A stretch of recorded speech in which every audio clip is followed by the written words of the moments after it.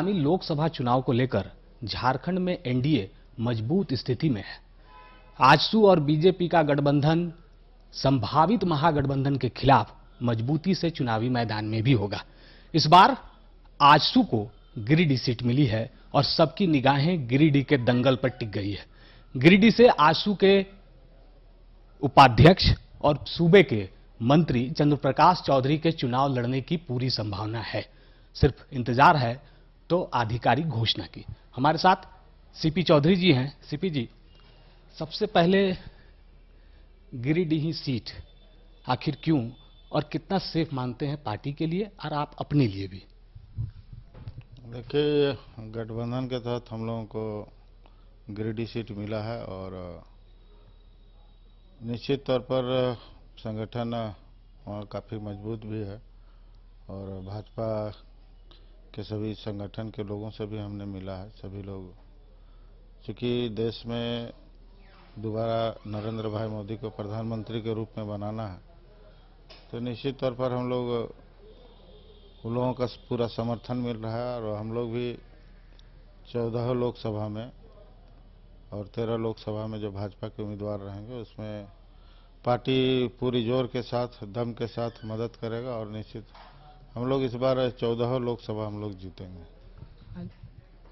ये कहा जा रहा है कि जो मुद्दे आजसू की तरफ से उठाए जा रहे थे, सभी मुद्दे, चाहे आप स्थानीय नीति की बात करें, स्कूल मर्जर की बात करें, भूमि अधिग्रहण की बात करें, पारा टीचर की बात करें, आपने भी कई बार पत्र लिखा सरकार को।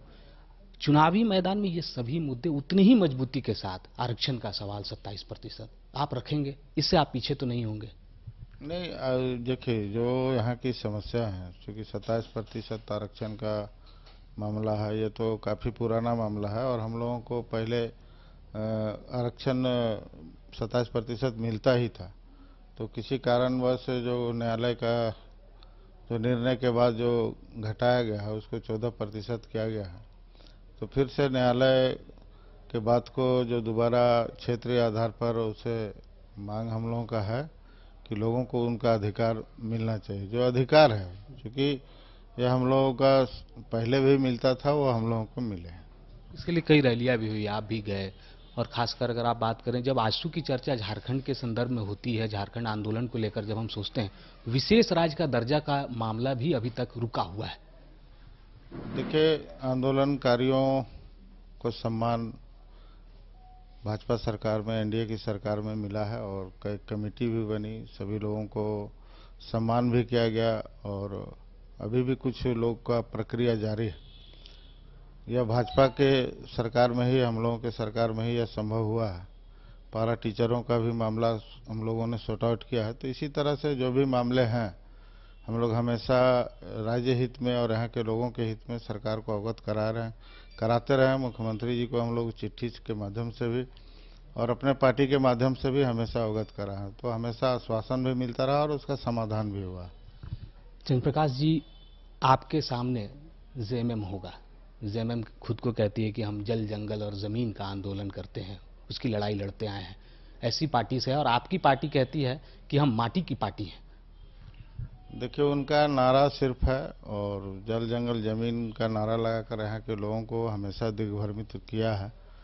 क्योंकि कई एक बार उनको शिबू सोरेन जी को भी मुख्यमंत्री बनने का अवसर मिला है, हेमंत सोरेन को भी मुख्यमंत्री बनने का अवसर मिला है और जिन मुद्दों को लेकर सरकार में भी, एनडीए के सरकार में भी हेमंत सोरेन थे और सरकार जब उन्होंने गिराया तो उस समय भी जो मुद्दे स्थानीयता का मुद्दा, विस्थापित का और रखे, लेकिन उन मुद्दों को भी उन्होंने अपने सत्ता के समय में गौन रखा और लोगों को ठगने का काम किया है। तो निश्चित तौर पर वैसे लोगों को जनता इस चुनाव में मुंहतोड़ जवाब देगी। मतलब आप उन्हीं के मुद्दों पर उनको ही घेरेंगे और गिरिडीह में ये तमाम मुद्दे होंगे?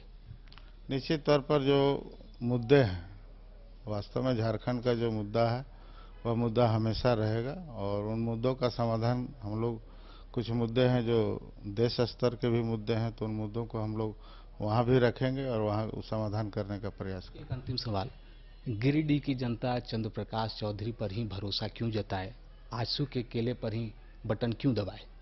देखिए, गठबंधन है और गठबंधन के तहत हम लोगों को ये सीट मिला है, इसलिए दोनों की जवाबदेही है, हम लोगों की भी जवाबदेही है कि झारखंड के सभी सीट में एनडीए गठबंधन चुनाव जीते। इसलिए हम लोग पूरे ताकत और दम के साथ हम लोग रहेंगे। और वैसे जो महागठबंधन जो बना है, जिनका कोई तालमेल नहीं है, झारखंड मुक्ति मोर्चा को तो कम से कम ये समझना चाहिए कि जो झारखंड विरोधी लोग रहे हैं, वैसे लोगों के साथ गठबंधन वो कर रहे हैं। तो आप समझ सकते हैं कि यहाँ के लोगों के लिए कितना हितकर सोचेंगे। विरोधी मतलब राजद और कांग्रेस।